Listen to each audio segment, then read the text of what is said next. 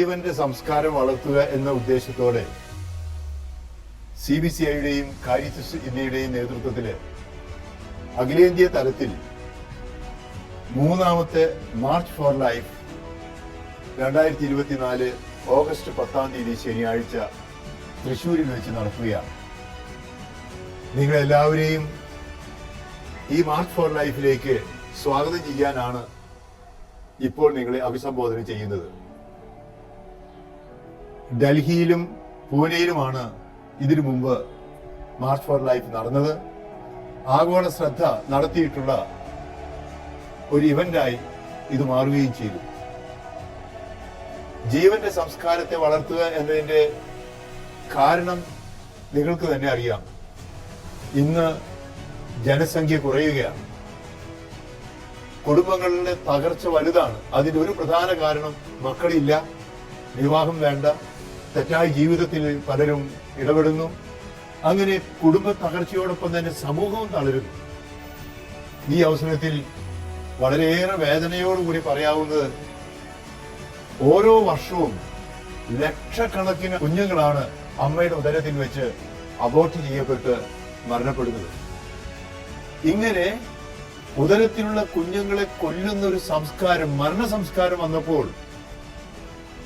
നമ്മുടെ സമൂഹം തന്നെ, മനുഷ്യവംശം തന്നെ നാശത്തിലേക്ക് പോകുന്ന അവസരത്തിൽ ജീവന്റെ സംസ്കാരത്തിന് വേണ്ടി പടപൊരുതാൻ എല്ലാ നല്ല മനുഷ്യരെയും ക്ഷണിക്കുക, ആഹ്വാനം ചെയ്യുക എന്നതാണ് ഈ മാർച്ച് ഫോർ ലൈഫിന്റെ പ്രധാന ഉദ്ദേശം.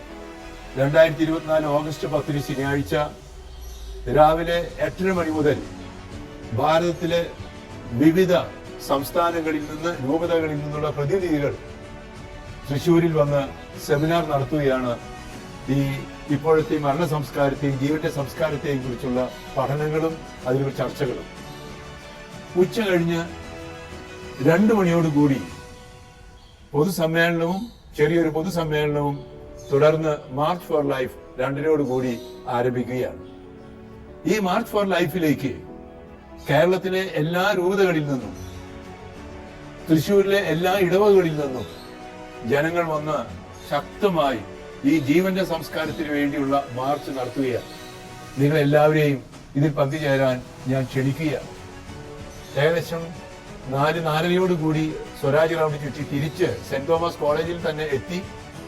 സെന്റ് തോമസ് കോളേജിലെ പാലോക്കാരൻ സെന്ററിലാണ് ഈ സെമിനാറും പൊതുസമ്മേളനവും റാലിക്ക് ശേഷമുള്ള സമ്മേളനവും നടക്കുക.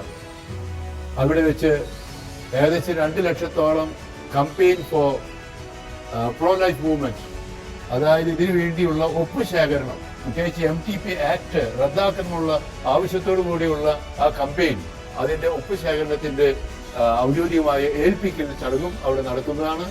നിങ്ങളെല്ലാവരെയും മാർച്ച് ഫോർ ലൈഫിലേക്ക്, പൊതുസമ്മേളനത്തിലേക്ക്, റാലിയിലേക്ക് ഹൃദയപൂർവ്വം ഞാൻ ക്ഷണിക്കുന്നു.